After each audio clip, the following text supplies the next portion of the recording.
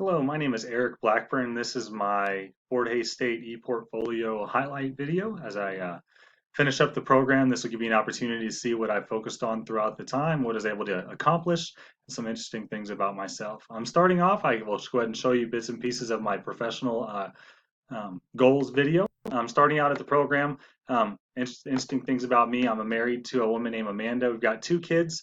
Um, Kids were born in 2013, 2016. They're quite a bit older now than they were when we started, obviously 2 years ago, but it's been quite a journey and they've been nothing but supportive and helpful as I've worked through this. Looking at professional goals for myself, if I can get there. Um, Sorry, personal goals for myself. Within 1 to 5 years, I'd like to move to Colorado Springs. In 6 to 10 years, I'd like to have all my student debt paid off. I've successfully been able to pay off all of my undergrad, but now taking on a bit of debt through the Fort Hays State program. Hopefully, within 10 years, I'll have that paid off. It looks like the government's looking at some different repayment things to help with the economy as we currently look through all the struggles with the coronavirus. So we'll see what happens there. And ultimately, beyond 10 years, I'd like to build a home in the mountains. Looking at professional goals, in 1 to 5 years, I'd like to obtain some sort of teacher coach position that would keep me in the classroom, but also allow me to take on a bit of leadership in our building, do some things to not only impact my classroom, but also classrooms of others. In 6 to 10 years, I'd like to obtain an assistant principal position. And in about 10 years and beyond, I'd like to obtain an elementary principal position. If anything would happen sooner than that, I'd be all right with that. One thing that would limit my willingness to jump into an administrative position ahead of that would be the fact that I do have two young children, and giving up much of my summer as I moved into an administrative position would be a bit of a drawback. Um, oh, sorry about that. Go ahead and close that out. I think that's beyond that. Looking at initial expectations of the program, it seemed as though it was user-friendly, and the entire program was online, allowed a lot of flexibility for myself as well as other non-traditional students. It did seem consistently and timely with communication from the professors. One of the big reasons I did choose the program was the cost. At the time, whenever I enrolled in the program, it was the first or second cheapest program in the United States for an all-online Master's of Education. Excuse me, got a bit of a cough. I think currently it's listed as the second highest rated or most affordable program. So it's remained pretty near the top there. Looking at my leadership philosophy, we can pull that up. This is one of the first classes I took, was the leadership philosophy course. My leadership philosophy was that of an authentic leader as well as that of a democratic leader. A couple things that I really look for in as being a leader would be respect for others. I think that goes not only for leadership, but in all aspects of life. You've got to have respect for others. I do require honesty as a leader, not only of myself, but as well as those that I'm leading.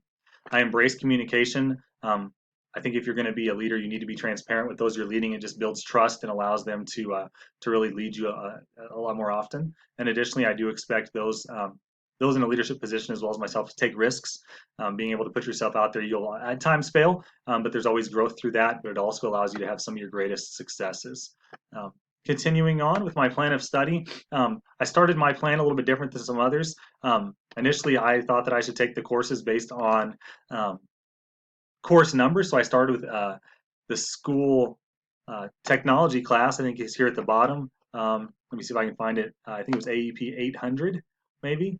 In any event, I did start with that one, which is technology. As I worked through the program, about 2 semesters in, I realized that I probably shouldn't have taken that class first, but rather should have started out with the introduction program or introduction course. That's what I'm currently taking now as my last class. I guess one positive of doing this last is that it's allowed me to then experience kind of a refresher of everything that I've looked at, kind of just a culminating idea to kind of help kind of basically wrap up the program. So I think that's been a positive thing for me. Yeah, right here, the introduction to school administration, I am finishing now, March to May of 2020. Another quality thing here on my ePortfolio is my resume. Wasn't something I initially thought would be included, but I was pleased to see it. I hadn't created a resume prior to this one since I had first graduated college. It would have been in 2011. So it was a nice time to build my resume. Gives me an opportunity to look at what I've been doing, also what I need to strengthen. Found a nice program that would do that for me. Looking at my activity form. Let me scroll down there. Oh, sorry, I need to go further down on this one. I didn't think about entering in all of my activities as they went. Instead, I went ahead and as I worked through the program, I actually accessed my ePortfolio later on after having gone through about two-thirds of the hours that I needed to. So I just went ahead and wrapped up the hours, then built everything in after that. I'm looking at what I was able to accomplish. I would say definitely was a drawback to what I did was that I didn't necessarily know what activities to be looking at through the program until I really dove into the ePortfolio. Positive to that was though, midway through me working through the program through Fort Hays State, the standards did change, and so I was forced to restart or start a new ePortfolio. Fortunately, I hadn't put a lot of work into it, but you can see here the different things that I did, starting out with a couple of district activities, developing a master calendar, things like that. Next up, I'll show you I've got my administrative verification. Mine's going to be a little bit different than many other people's because I only have, there's only two administrators in our building. Up top, I have our secondary, middle school, high school, sorry, starting, I have our supervisor that it serves as our elementary principal as well as our superintendent, which would be our district leader, and that's Joan Semino. So I've got hers here. And then down below, I've got our middle school, high school principal, which is Tyler Hoops. So again, we just have two administrators in our building. Kind of created some interesting conversations at times. It made it difficult to focus only on elementary things when a lot of times it would lead to district-wide growth, which I don't think is a negative thing, but it did require some time for me to say, hey, we need to just rein this in and look at just the elementary as a whole. The annotated bibliography is the next piece of my ePortfolio. This was something that took quite a bit more time than I thought it would. I initially read the directions to imply that you needed to have, I can't remember what the length was, I want to say 300, 400 words per article, or whatever it was. Anyway, I thought that that required for each question for each article. So initially my annotated bibliography was quite a bit longer. It was about three-quarters of the way done, I realized it was incorrect. So I went back through each one and just allowed me to really pare it down to what's really important there. If I look at some of the district activities I did through this presentation, you will see that first thing I did, the school leader will collaboratively develop a school mission and vision statement. This is something that I did as we worked through the redesign process that our school was part of. It was interesting. It really opened my eyes to the need for a vision statement. We combined ours and we had what we called a why statement, is why we do this. It was pretty interesting to see what the different people in our building do, why they feel like they need to be in education. The next activity I did was I developed strategies to improve school culture, found ways that we can improve not only our school culture as a staff, but also with the community around us. So we had some different activity nights, things like that, some different school meals. The school leader will evaluate sources of inequality and bias in the allocation of educational resources and opportunities. I looked at when was the last time we purchased different curriculums throughout our district and found that it'd been up to 15 years since we purchased some curriculums. We're now, well, prior to the school shutdowns, along with coronavirus, we were looking at purchasing a new English language arts curriculum, which ours is the oldest.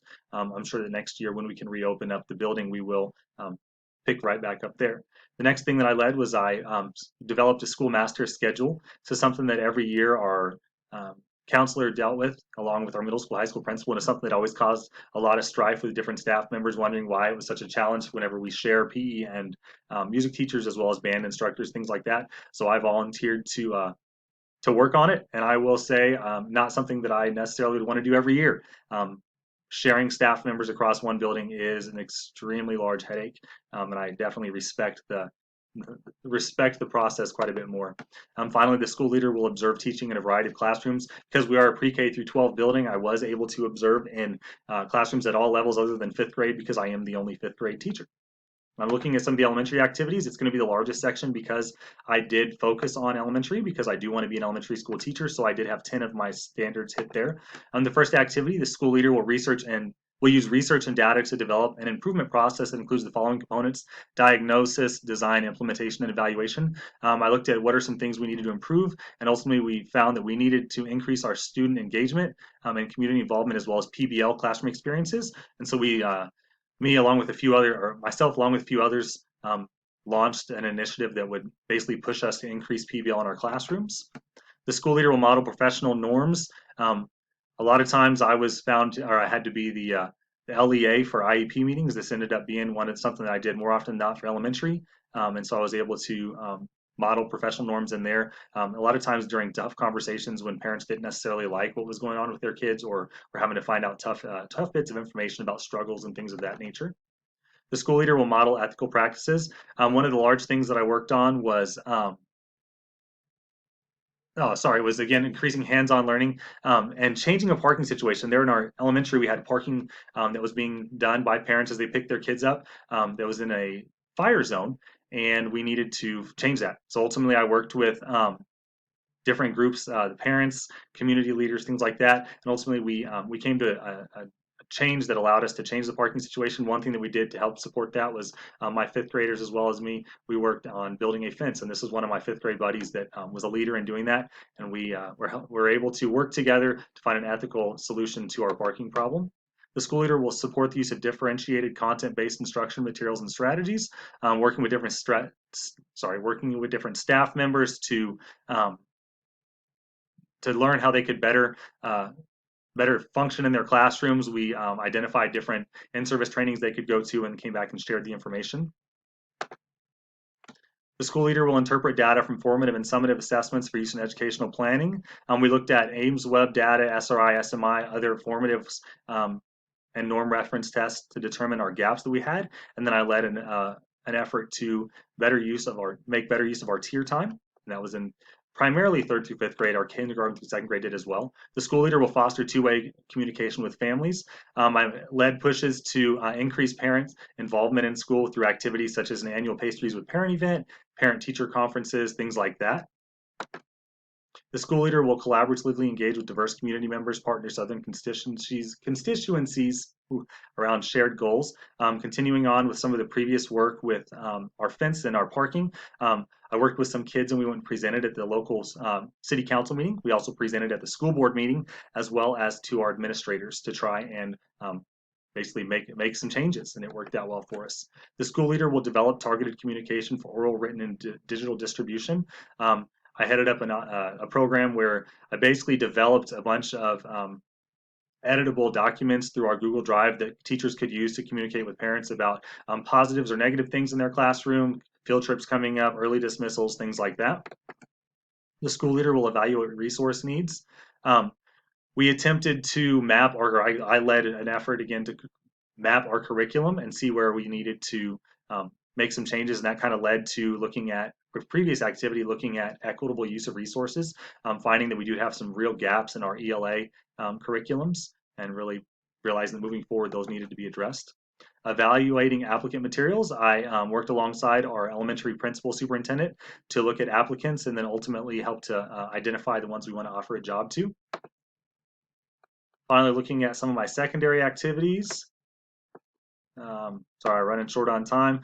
Leader will evaluated ethical dimensions of issues, served as high school, middle school principal backup much of the time, so I had to deal with student issues and make sure that we always dealt with those in an ethical manner. School leader will propose design and implementation strategies for high quality, technology-rich, coherent curriculum and supports. Basically helps the push to get to one-to-one iPads and Chromebooks for middle school, high school students. Another activity was to launch Charger Tutor Time, which was an after-school Charger tutoring time where students could come in and get help with homework. We were able to increase student effectiveness, or I guess teacher effectiveness, limit student zeros, and reduce the number of students that are on our ineligible list. Let's continue on. Sorry. We communicate laws, policies, regulations, procedures to appropriate school stakeholders. Led in-service days to teach people, focused on mental health, first aid, crisis drills, state assessment training, things like that. School leader will model and foster effective communication, again, visiting with parents in times of need. Engage staff in leadership roles, picking out different staff members to go to trainings, then come back, visit with them on how they can share their information, and then visiting again about how it went. Finally, reflection on the program.